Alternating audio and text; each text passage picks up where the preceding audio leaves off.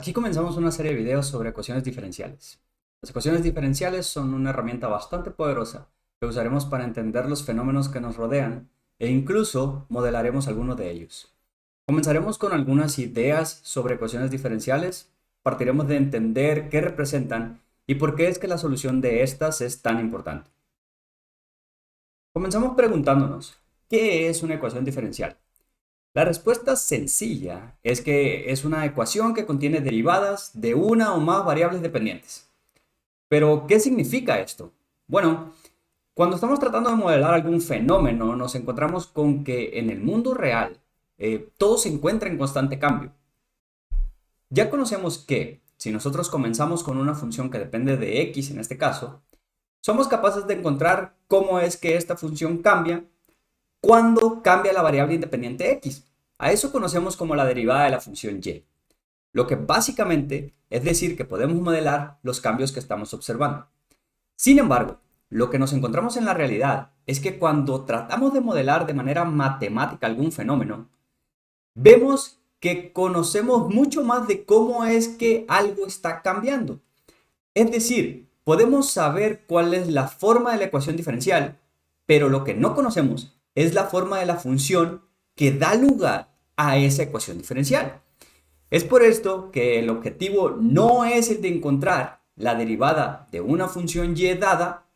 El objetivo es que, dada una ecuación diferencial, ¿cómo podemos obtener la función y? Pasemos a ver un ejemplo para tratar de entender mejor esto. Supongamos que nosotros tenemos el problema de caída libre. Nosotros vamos a dejar caer un objeto y ahora yo pregunto, ¿podemos saber cuál es la posición del objeto en cualquier momento t? La respuesta es sí, pero para poder saberlo necesitamos resolver unas ecuaciones diferenciales. Analicemos lo que sabemos. La aceleración del objeto es una constante, es decir, en cualquier momento t, la aceleración del objeto es la misma, es de 9.81 metros sobre segundo al cuadrado. Nosotros también sabemos que la aceleración es cuánto cambia la velocidad con el tiempo, lo que significa que la aceleración es la derivada de la velocidad con respecto al tiempo. Por lo tanto, si nosotros resolvemos la ecuación diferencial de la aceleración, podemos encontrar la ecuación que nos da la velocidad del objeto en cualquier momento t. ¿Por qué hacemos esto? Bueno, porque la velocidad es la derivada de la posición con respecto al tiempo. Es decir, cómo es que cambia la posición en cualquier momento t.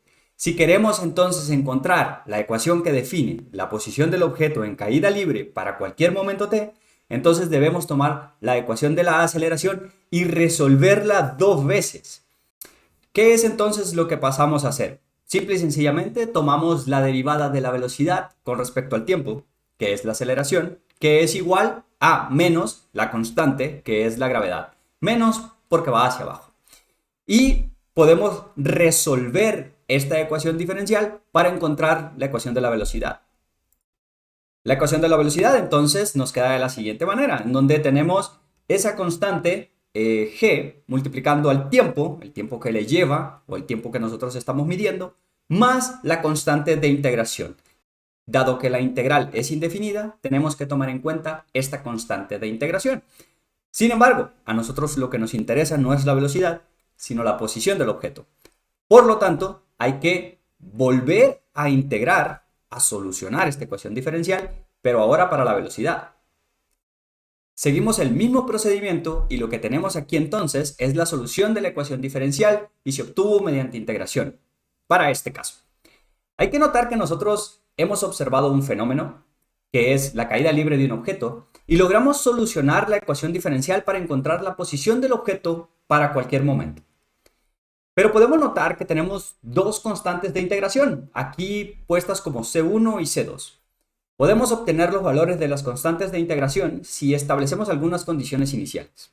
La posición del objeto en cualquier momento dependerá de dónde dejamos caer el objeto, es decir, de su posición inicial. Para nuestro caso de caída libre, simplemente dejamos caer el objeto. Pudimos haber dado cierto impulso al objeto al inicio, lo cual afectaría la posición del objeto. Entonces, tanto la posición inicial del objeto como la velocidad inicial son condiciones iniciales que tomaríamos en consideración para poder encontrar las constantes C1 y C2. Aquí hay que notar algo muy importante. Dado que buscamos dos constantes de integración, necesitamos, por lo tanto, dos condiciones iniciales. El cómo establecemos las condiciones iniciales, así como la utilización de las mismas en la solución de ecuaciones diferenciales, lo revisaremos en videos posteriores. Con esto, quiero que terminemos la parte de qué es una ecuación diferencial, parcialmente, y en lecciones posteriores hablaremos de cómo podemos clasificar las ecuaciones diferenciales. En base a esas clasificaciones, estableceremos estrategias para la solución de estas, ya que, como nos daremos cuenta, hay ecuaciones diferenciales extremadamente difíciles de resolver. Pero eso será hasta el siguiente video.